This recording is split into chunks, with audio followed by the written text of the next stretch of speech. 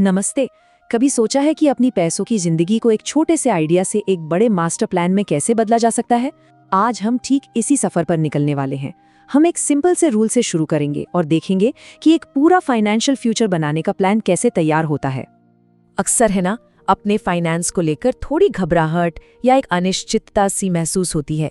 ये बहुत आम बात है, चाहे वो घर खरीदने जैसा कोई बड़ा सपना हो या बस रोज के खर्चे। कभी कभी सब कुछ एक मुश्किल और अनजानी चढ़ाई जैसा लगता है। तो सवाल ये है कि इस मुश्किल चढ़ाई को पार कैसे करें। घबराने की बात नहीं है, हमारे पास एक बहुत ही प्रैक्टिकल टूल है जो एक साफ रास्ता दिखा सकता है। चलिए शुरू करते हैं। तो ये है 28/36 रूल। अच्छा, ये एक तरह का गाइडलाइन है जिसे लेंडर्स, मतलब जो लोन देते हैं, वो इस्तेमाल करते हैं। इससे वो ये पता लगाते हैं कि कोई कितना लोन आराम से चुका सकता है, खासकर जब बात घर खरीदने की हो। तो इस रूल से ये समझने में मदद मिलती है कि किसी की फाइनेंशियल सिचुएशन एक लेंडर को कैसी दिखती है। अच्छा, तो ये रूल ना 2 सिंपल हिस्सों में बटा हुआ है। पहला है 28% का रूल। इसका मतलब है कि जो महीने की ग्रॉस इनकम है, मतलब टैक्स कटने से पहले की कमाई, उसका 28% से ज़्यादा घर के खर्चों पर नहीं जाना चाहिए। और दूसरा है 36% का रूल। ये कहता है कि सारे कर्ज, जिसमें घर का कर्ज भी शामिल है, वो इनकम के 36% से ज़्यादा नहीं होने चाहिए। चलिए इसे एमी के एग्जाम्पल से समझते हैं। मान लीजिए एमी की महीने की टोटल कमाई है $6000। अब उसका जो घर का लोन है, मॉर्गेज, वो है $1680, जो कि उसकी कमाई का ठीक 28% बनता है। और उसके जो बाकी कर्ज हैं, जैसे कार लोन, क्रेडिट कार्ड, वो सब मिलाकर होते हैं $480, जो इनकम का 8% है। तो अगर हम इन सबको जोड़ दें तो उसके टोटल कर्ज हो जाते हैं 2160, और ये उसकी कमाई का ठीक 36% है। मतलब एमी इस रूल में एकदम परफेक्ट फिट बैठती है। तो अब हमने ये रूल तो समझ लिया, पर क्या इतना काफी है? चलिए एक कदम पीछे हटते हैं और जरा बड़ी पिक्चर को देखते हैं।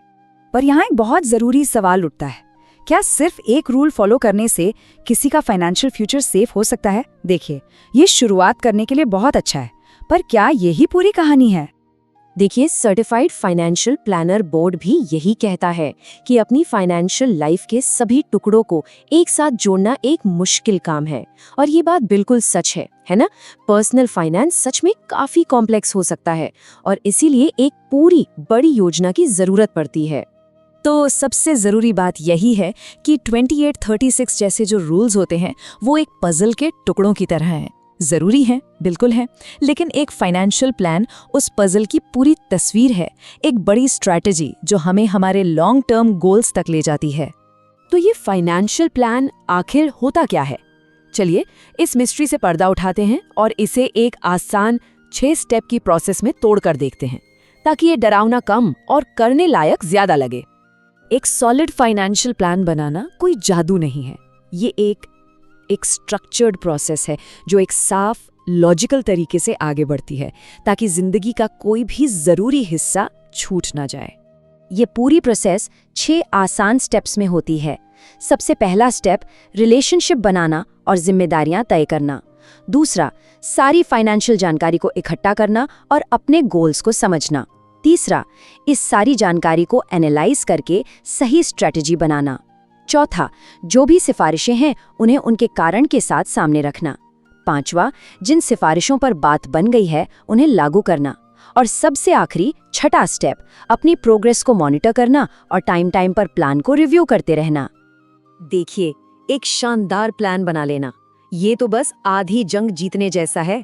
असली चैलेंज तो उसे जिंदगी के उतार चढ़ावों से बचाकर रखना है, क्योंकि एक अच्छा प्लान सिर्फ पैसा बनाने के बारे में नहीं होता, उसे बचाने के बारे में भी होता है। ये बात हमेशा याद रखनी चाहिए। एक बेहतरीन प्लान सिर्फ वेल्थ बनाने के लिए नहीं होता, उसे एक सेफ्टी नेट की, एक सुरक्षा कवच की भी जरूरत होती है। अपनी मेहनत की कमाई और संपत्ति को प्रोटेक्ट करना किसी भी लॉन्ग टर्म स्ट्रैटेजी का सबसे बेसिक हिस्सा है। और ये सेफ्टी नेट कई तरीकों से मिलता है, जैसे कि लाइफ इंश्योरेंस, जो किसी के न रहने पर परिवार को फाइनेंशियल सपोर्ट देता है। फिर है डिसेबिलिटी इनकम इंश्योरेंस, जो अगर कोई बीमारी या चोट की वजह से काम न कर पाए तो इनकम का एक सोर्स बना रहता है। लॉन्ग टर्म केयर इंश्योरेंस भी है, जो किसी लंबी बीमारी के दौरान देखभाल के बड़े खर्चों को कवर करता है। और एन्युटीज हैं, जो रिटायरमेंट में एक गारंटीड इनकम देकर टेंशन फ्री रखती हैं।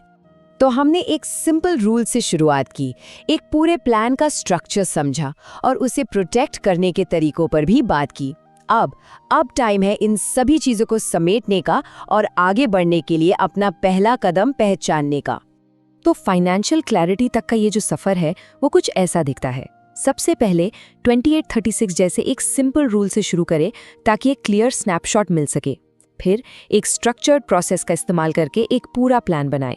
इसके बाद उस प्लान को अनएक्सपेक्टेड चीज़ों से बचाने के लिए एक सेफ्टी नेट तैयार करें। और सबसे ज़रूरी, अपनी फाइनेंशियल पजल को जोड़ने के लिए आज ही पहला कदम उठाएं। और यहीं पर हम आज की बात को ख़त्म करते हैं एक सवाल के साथ। आज हमने जो कुछ भी सीखा उसे ध्यान में रखते हुए वो पहला कौन सा टुकड़ा होगा जिसे अपनी फाइनेंशियल पजल में सही जगह पर रखा जाएगा? कृपया वीडियो को लाइक करें, कमेंट करें, शेयर करें और सब्सक्राइब करें।